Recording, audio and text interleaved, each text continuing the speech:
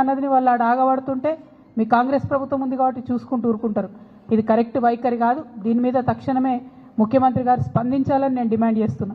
At the same time నేను అనేక మార్లు చెప్పిన మన నాగార్జున సాగర్ డ్యామ్ని వీళ్ళ అధికారంలోకి వచ్చిన కొత్తలనే కేంద్ర ప్రభుత్వానికి ఇచ్చేసి వచ్చిండ్రు.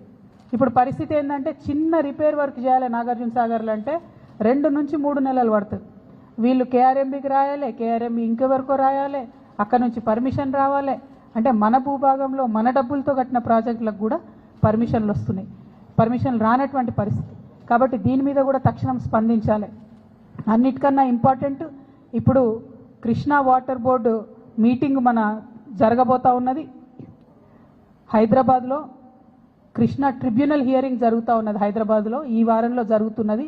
నా డిమాండ్ ఏంటంటే ఆల్మట్టి ఎత్తు పెంచుతున్నటువంటి ఈ క్లిష్ట సమయంలో ఉత్తమ్ కుమార్ రెడ్డి గారు కాదు, వారితో పాటు రాష్ట్ర ముఖ్యమంత్రి హోదాలో రేవంత్ రెడ్డి గారు కూడా అటెండ్ అవ్వాలి.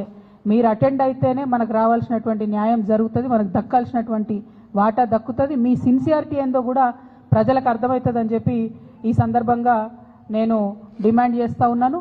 మరి తెలంగాణ జాగృతి పదే పదే చెప్పిన విషయం మళ్ళొకసారి గుర్తు చేస్తున్నా.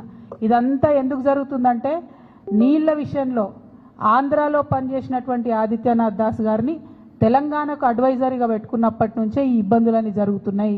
వారిని తక్షణమే తొలగించండి. వారికి మన తెలంగాణ మీద ప్రేమ ఎందుకుంటుంది?